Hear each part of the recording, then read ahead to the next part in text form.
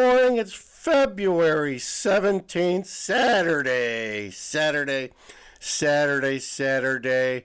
Welcome to Migrant Mayhem at Land Cruiser Midwest over here. Yeah, I am DJ Wonder Chrissy, and got some updates for you today. I guess Chicago and Brandon got their act together and were able to extend the shot spotter after all. So now it's going to be in place until after the convention, the DNC convention, as Brandon originally communicated to us a couple of days ago before he had a plan in place. So crazy. This town is crazy. We're all crazy in Chicago. So let's, back in December, we had a 5-year-old pass away in one of the shelters. They finally got some toxicology reports and test results, and they've come to a conclusion on why this individual, what the cause of death was. We'll share that with you right here. Update tonight on the death of a young boy staying at a Chicago migrant shelter. You're looking at 5-year-old Jean Carlos Martinez Rivera, who died just before Christmas. He was at his shelter on South Halsted. The medical examiner tells us he was sick with sepsis and a number of other illnesses, including coronavirus and strep. He'd been in Chicago for about a month before he died. Okay, so there you have that. Some final. This is the quickest. So let's. Tragic update tonight on the death of a young boy staying at a Chicago migrant shelter. You're looking at. Let's go to another one here where we got illegals doing illegal stuff. Here's a lady from Highland Park who doesn't seem to speak English, who was trafficking illegals, if you can imagine that. Serving arrest in the north suburbs where a woman is being charged with human trafficking, officials say. This one's pretty far-fetched, folks, and Highland Park's a pretty affluent suburb, so listen to the details on this one. That she forced migrants into jobs to pay off so-called debt. CBS 2's Andrew Ramos spoke to the woman's husband. Andrew is live in Highland Park with those new details. Andrew? Well, Jim and Marie, the allegations truly disturbing. Investigators here in Lake County say the least. In this case, identified as Gladys Ibanez Olea, entrapped 4 migrants, all who were from Mexico, and forced 3 of them into jobs, and in some cases withheld food from them. Listen to this. Highland Park police were first tipped off about a potential human trafficking case happening inside this home in the 500 block of Onwencia Avenue last month. Then on February 7th, a search warrant was issued where law enforcement officials with the Lake County Sheriff's Department, Highland Park Police, and Homeland Security raided the home, rescuing a 19-year-old woman and her 2-year-old son, along with a 22-year-old woman and her 15-year-old brother. Investigators say Olea had arranged for the 4 to be illegally escorted into the U.S. last summer. She promised them housing and safety and jobs, but soon after they arrived, she is accused of confiscating their IDs, money, and other possessions. She then allegedly forced the 2 adults and 15-year-old into jobs, having them work off what they call debt that gradually grew to a point they would never be able to pay. Olea was arrested Tuesday. We did get a chance to speak to her husband, who denied the allegations, saying the night. There you go. This guy doesn't even speak English either, so interesting story.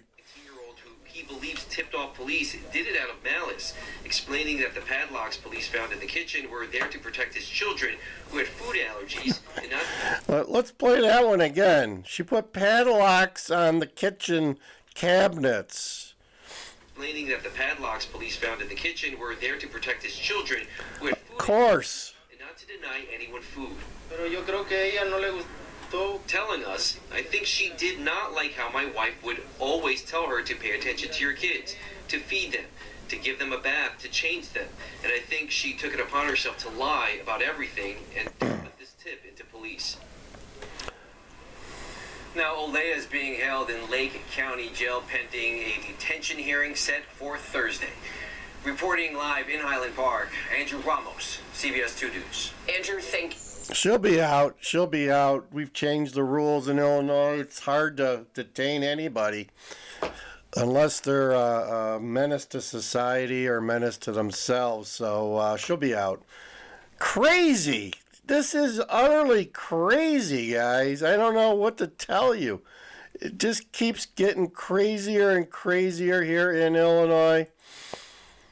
What do we got here? Do I have got anything here? No, I guess not. Let's play this one. Oh, I think my software's messed up here. It's not playing, folks. I gotta reboot. All right. So anyway, let's see what other videos we got here. Hope you're doing okay. It's Saturday. I'm still trying to get over this crud here in Chicago. It's 15 degrees today, but we got some sun. And let's see what other videos we got for you. Played that, the shot spotter. Let's play some Brandon Johnson and how he talks about shot spotter. This is a metabolism killer. Brandon's not going to tell you. He's very tight-lipped. But back when he was running for office, his plan was to basically pay off the criminals, give them a universal basic income so that they would have so much money they would be spending their money and not have enough time to do crime. That was his plan, and I think it still is. Although he's not going to tell anybody that. So to me, that's not really a plan, but here's where he tries to hide and avoid the questions on what he really wants to do. Post shot spotter. Chicago's controversial gun detection system known as Shot Spotter appears to be moved tonight as the contract expires in just hours. But today, when Mayor Brandon Johnson was pressed about what happens next, answers were tough to come by. Hold on a second, Jake. I'm going to answer your question. We're going to try to stay focused here, despite the disruption. When I've had conversations with those who operate and run ShotSpotter, from the very beginning, we were clear about what I've already announced. That is still in place. The latest mayoral press conference where Brandon Johnson's answers to reporters' direct questions could best be described as vague.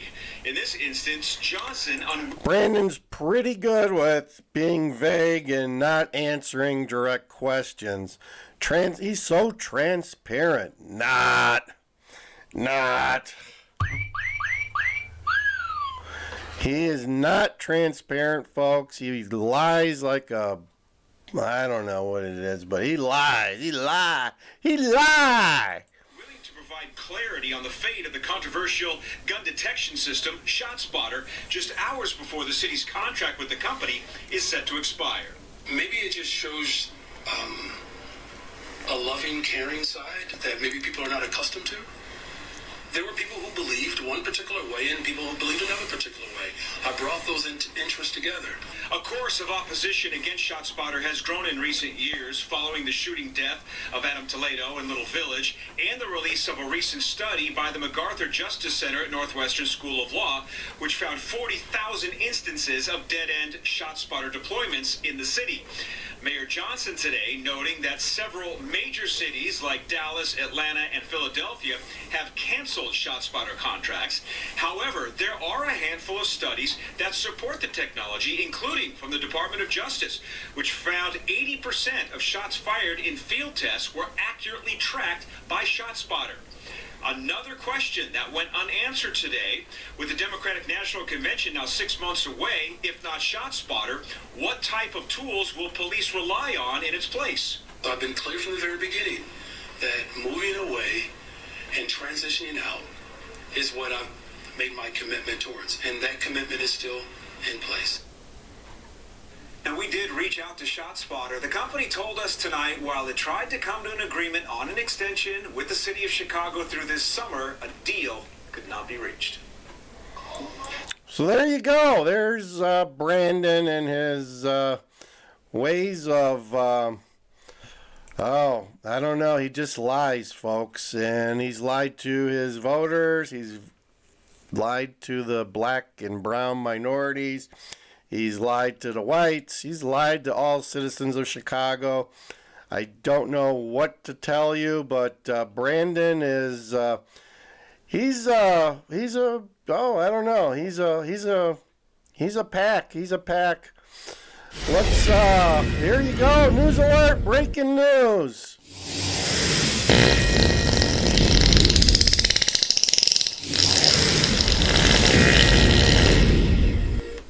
There you go, breaking news. Let's do that one more time. It was so much fun.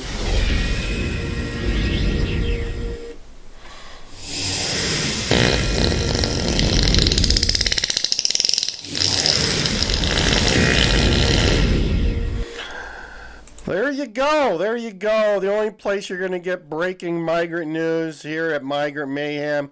I am DJ Wonder Chrissy. Hope you're having a good weekend.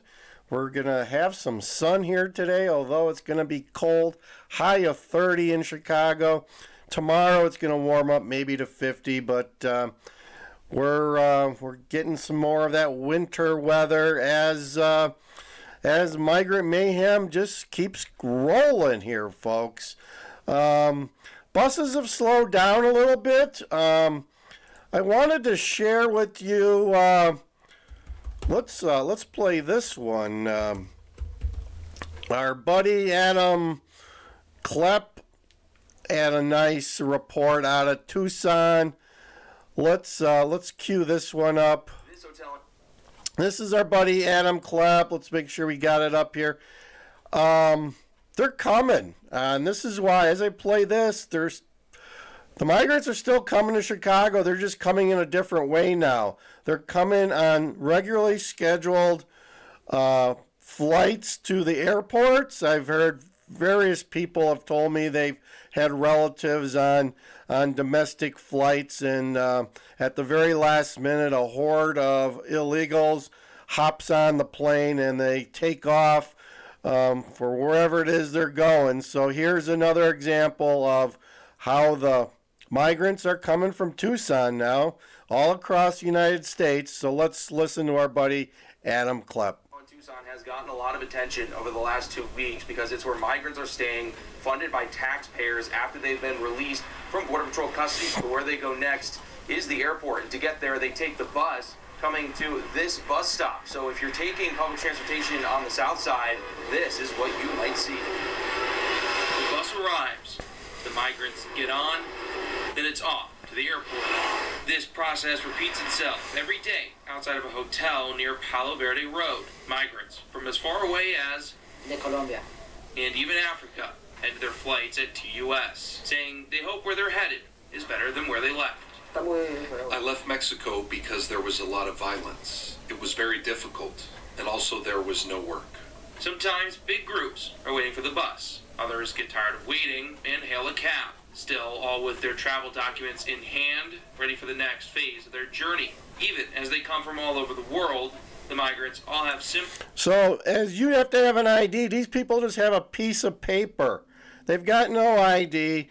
They don't have to be scrutinized like you and I, but they have a piece of paper that allows them to go wherever it is they want in the United States. Similar stories about their countries. Right now in Guatemala, it was very difficult.